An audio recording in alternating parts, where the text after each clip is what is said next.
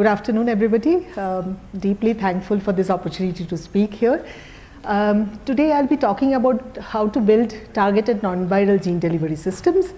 Why do we work on this? Because gene delivery systems are involved in what is called gene therapy.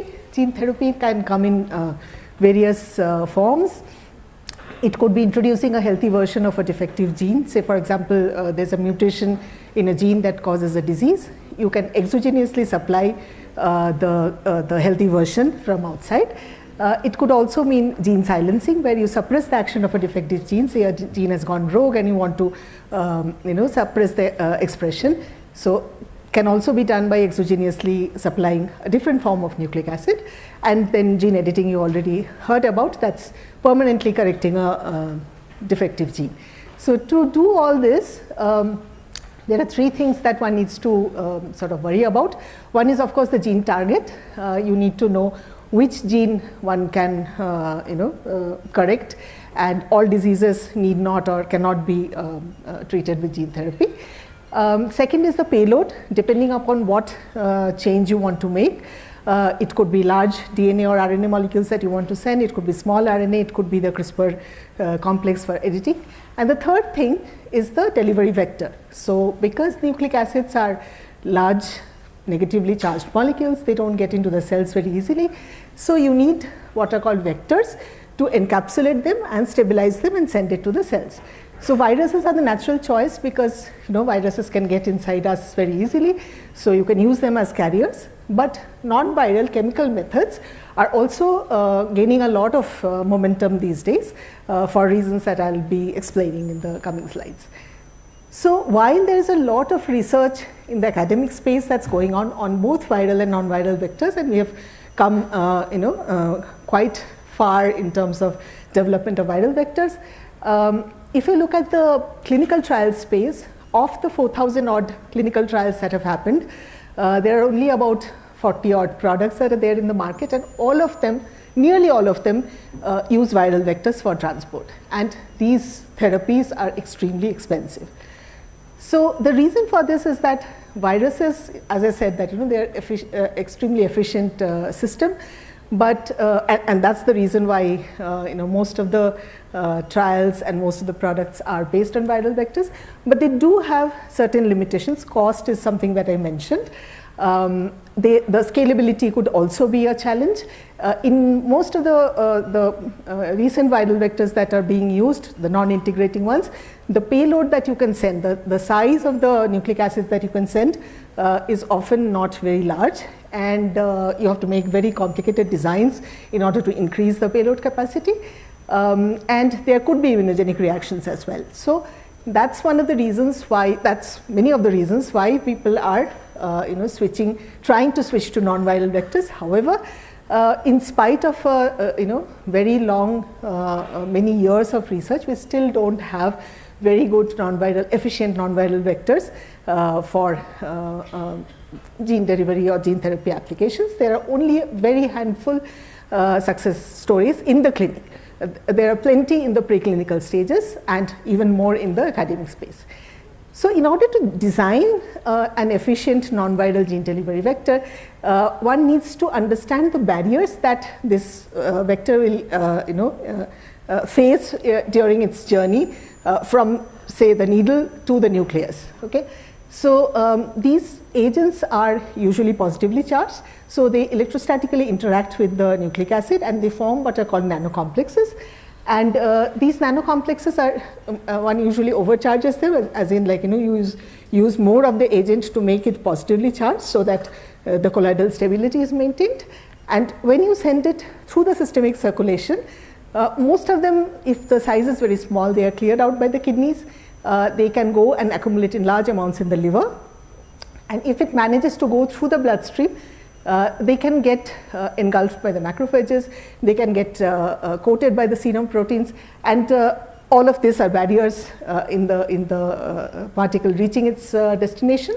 And even when it comes out from the circulation, goes to the cell of its interest, the cellular membrane has to be, the barrier of the cellular membrane has to be overcome, and then there are endosomes that can, inside the cell, that can trap these particles and degrade them.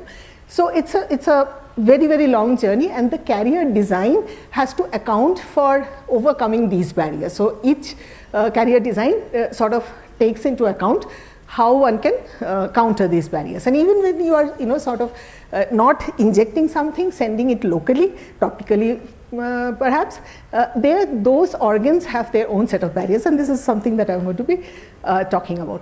So the main non-virals that have been researched extensively are lipid-based systems as well as polymer-based systems, and the main purpose is again how to overcome the barriers. And in the process, the lipid-based systems, for example, have evolved from very small liposomes to multi-component, 4-component, 5-component lipid nanoparticles. And people are playing around with the head group chemistry, the linker structure, tail chemistry, so on and so forth. Same with the polymers as well, and then making hybrid systems and all that.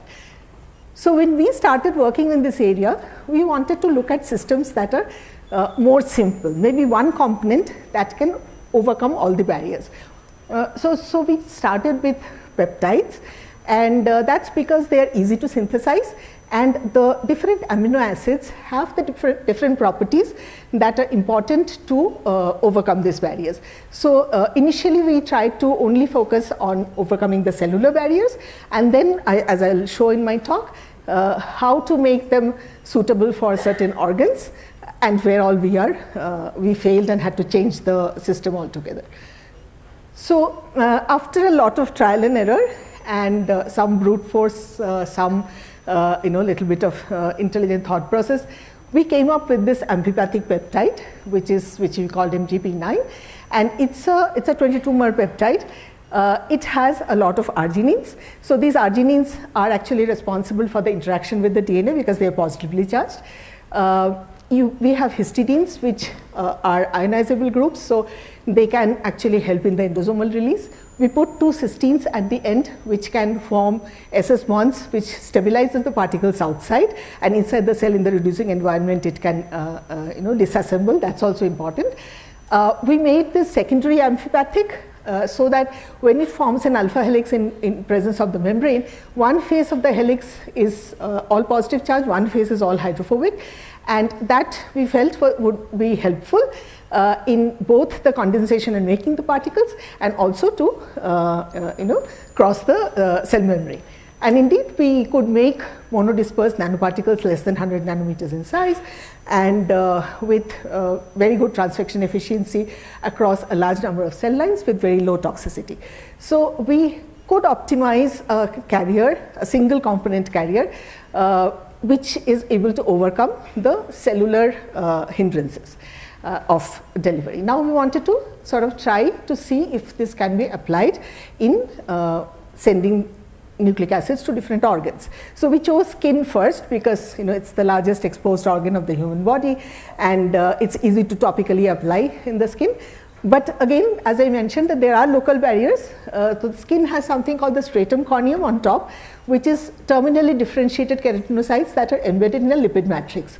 So if you have to send something into the skin, you have to either go through the lipid matrix, or you have to go transcellularly. And while there are many methods that do either one of them, they could be invasive. The physical methods could be somewhat invasive. The chemical methods can be kind of abrasive in the sense that they can disturb the lipid matrix to an extent that the integrity of the skin is lost. So that's not an ideal situation. So what we thought is that because our carrier has it's amphipathic and it has these hydrophobic residues in the alpha helix, it will form one face which is hydrophobic. Maybe we'll be able to directly use this to deliver nucleic acid to the skin. So we took this peptide with a reporter plasmid DNA, and in all the data that I'm going to be showing, they're all reporter DNA unless I mention otherwise. And we made the complexes. We saw that, they not only enter the skin cells, they enter the skin tissue up to the lower layer of the epidermis. In the animal model, the SKH1 mice, which is a hairless mouse model, so it resembles the human skin in the sense that the follicular density is low. In normal mouse, the follicular density is very high. So obviously no follicular pathway can be operative here. We even formulated it with a chemical enhancer called silicone oil. And the best part was that there was no disruption in the skin structure on topical administration. We took what is called the France diffusion apparatus, put the skin tissue in between the donor and acceptor chambers, and we gave this formulation along with the skin impermeable dye, and we saw that the dye does not penetrate into the acceptor chamber, unlike with some commercial agents. So this was very nice, and we also worked out the mechanism by which it gets in. I am not going to the details. The next thing that we tried was that, okay, we could do it in skin. Can we do it also in another organ where we can locally apply in lungs, where we can give it, say, intranasally, or in case of a mouse model, you can give it intratracheally. Can we use the same complex directly? So here we figured out that that may not be possible, because in case of lungs, if you have to reach the lung epithelial cells, there is in disease conditions, there is something called mucus that sits, and the mucus is made of mucin biopolymers. These are negatively charged. They are also very cross-linked, and that makes the mucus very viscous, and these positively charged particles are likely to get stuck in the mucus and not reach its intended cell type. So what we did is that we covered this surface with a molecule called chondroitin sulfate, which is a biopolymer, negatively charged biopolymer, to bring the charge down, and also it's a biocompatible molecule. And then we surface decorated it with mannitol. So mannitol is a water attracting molecule. So we thought that this will reduce the charge, put more influx of water, and perhaps it will be able to go through the mucus more easily.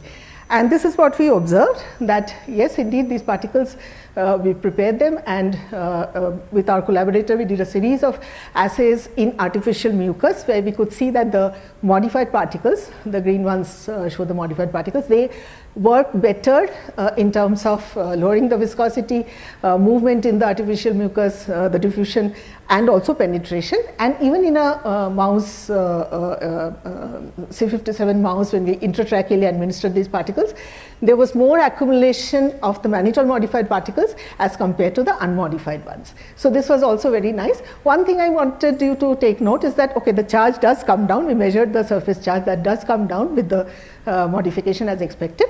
The size, however, goes up. That goes to about 400 nanometers, and I want you to take note of this for the subsequent studies. So the point that I'm trying to make here is that even when you have an optimized system for cellular delivery, even if it works in a certain organ, it's not necessary that the same system can work in a different organ. Depending upon what the barriers it will face, you have to make chemical modifications. So both these cases, however, there was no blood involved, right? So there is no passage, it doesn't have to go through the blood anymore. So the next challenge that we picked up was whether we can send these particles to the brain. So here, of course, you have to send it through IV, and as you all know that it is very difficult to send something through the brain because of what is called the blood-brain barrier. So you have these capillaries that are surrounded by the brain endothelial cells, and they also have these tight junctions, and then you have the astrocytes, pericytes, and the brain parenchyma.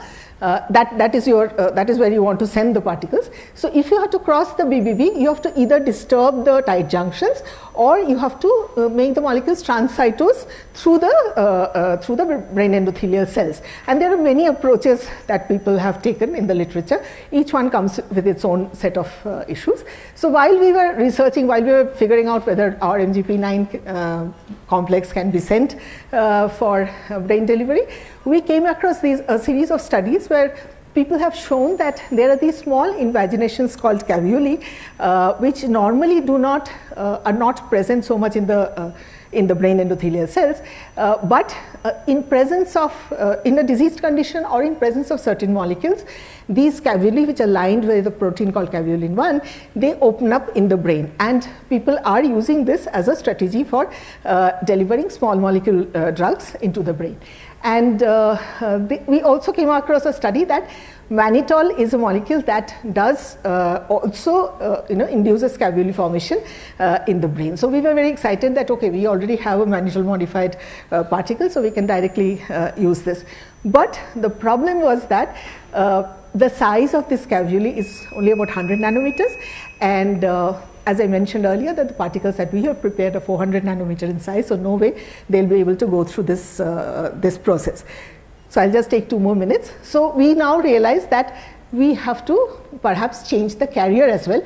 We cannot do surface decoration. We have to introduce the ligand in the carrier itself. So we chose this type of polymer called polybeta aminoesters. These are basically diacrylates and amines joined together in various combinations, so you can generate libraries of molecules.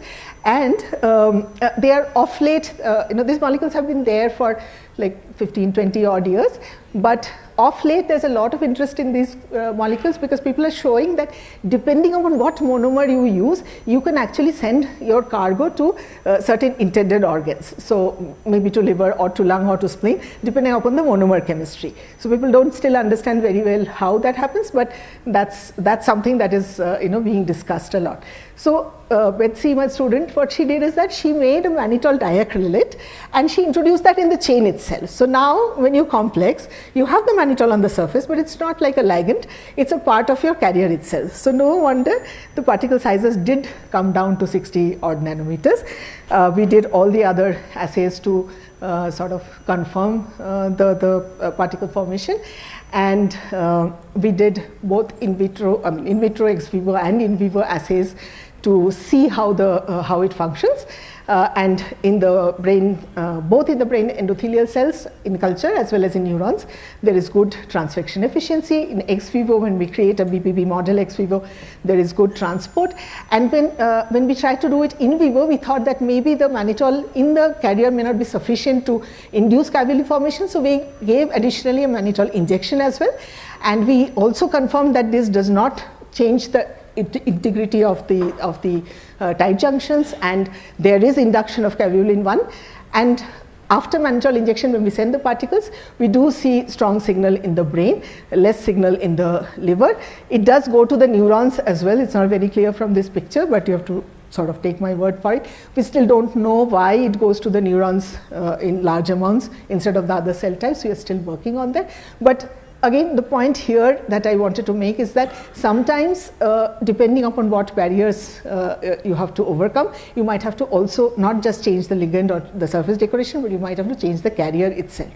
So going forward, what are we doing? We see that PBE has a very modular structure.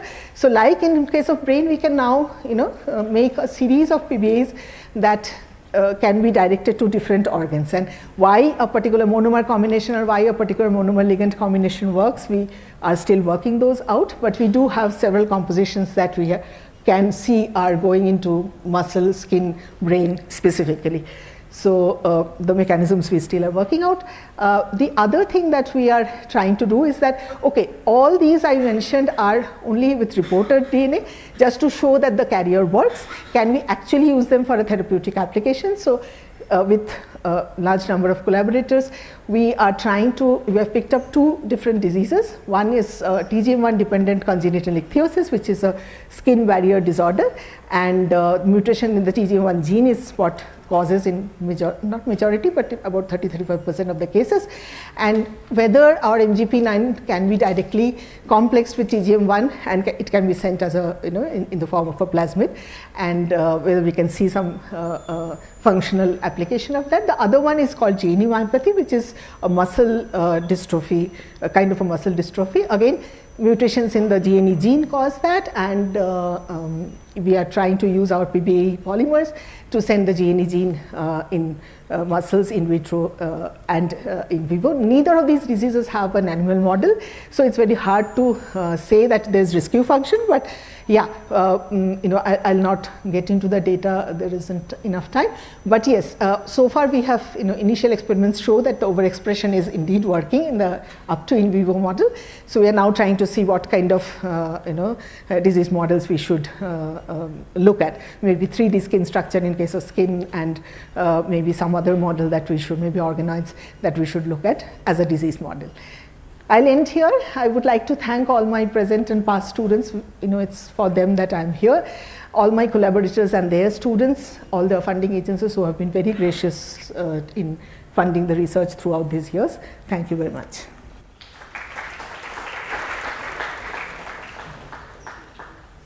Very, very interesting work and with clinical application.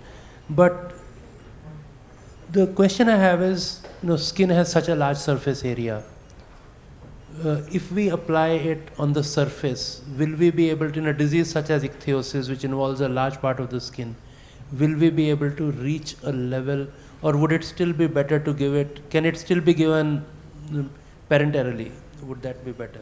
Yeah, it's a very good question. The good thing, I think, is that one can formulate and apply in large areas as well. That is one of the advantages. Instead of when you have to inject something, this is a topical administration. So you can actually cover very large areas theoretically. We haven't done that, but it's possible to do that. And since the system is also kind of non-invasive, safe. Non-virals are much cheaper than, say if you want to do a gene therapy, if you have to use virals, and there is a product in the market with viral vector for, not for ichthyosis, but for what is that other, not psoriasis, there is another rare skin disease, I'm just blanking out a little. So it's there in the market. It's with an HSV1 vector that people have used it. The cost compared to that is very minimal. So I would not worry that much about that. Whether it will work or not, and especially with such large surface areas, my hunch is that yes, it's worth a try. Yeah. Munia, one quick question. This is very nice. Topical I can understand, but when you're actually injecting it, yeah, if you don't understand the process, how it targets a specific organ, it's not going to work, right? You need to understand that to be able to figure out where you want to deliver, the specificity of delivery. Right. So that's what I'm trying to say. So the specificity of delivery, usually what people do is they use a receptor ligand chemistry. So the kind of ligands that I was talking about, those are not receptor ligands, but the idea is the same. You use ligands to surface decorate the particle, and those ligands will have receptors that they will target, and that's the standard mechanism of doing targeted delivery. Okay, it has a whole bunch of problems. So now the concept is also changing a little bit with lipid nanoparticles as well as with PBA polymers, that in the chemistry of your carrier itself, there are moieties that you can introduce which will help it take it to the organ of your interest, okay, and not send everything to the liver. Like when you inject it, major part of it goes to the liver. So how does that happen? It's still not known, but one of the theories is that the serum proteins that they accumulate on the surface of these nanoparticles, they sort of speciate them. So depending upon what chemistry your carrier has, those kind of serum proteins will come and bind. That will take it to either lung or to spleen or to liver, not exclusively, but with sufficient amounts that can give a therapeutic effect. So this is very much in the last 4 or 5 years in the lipid nanoparticle, for example, people have created what are called sort lipids. So they basically sort it to different organs. So this is a challenge, but there is also a lot happening currently. With the PBAs, it's again not worked out, but it is, I think, going in the similar direction as LNPs. So that's also something that we are trying to figure out. Yeah. So, on the question of cost of viral vectors, I mean, we've all been injected, right, with the COVID vaccine. That's $5 a dose. It was. Yeah, that's not that high. That's a vaccine. Yeah. This is for the therapy, to act as a therapy. Correct, the designs that you have to why do. should the vector price be that different? I really don't know, but I would assume that there is a lot more in the vector design that you need to do for a therapy as compared to a vaccine. Sure, but that's not a manufacturing cost, right? That's just I mean, the companies are maybe charging a lot, but it's not clear that manufacturing is that much. No, more. I think the manufacturing also is the scales at which you have to manufacture, perhaps. I'm not 100% sure, but the vaccines, yes. I mean, the mRNA vaccines were not that expensive, and they used lipid nanoparticles. But the other vaccines, yes, the cost is not that much. But in this case, it could be manufacturing, it could be the design of the viral vector itself, because there are many steps that you have to involve before you actually can introduce your gene of interest into the vector, right? So could be that is what makes the cost higher. And also, all your applications, as I saw, were with DNA. Yes. You haven't done mRNA. We have. We are, I've not shown those data, but most of the carriers that work very well for plasmids, and we have done large plasmids also, like 15, 20 kb also, they also work for mRNA. So that's something that's also ongoing in the lab, yes. Okay. Thank you.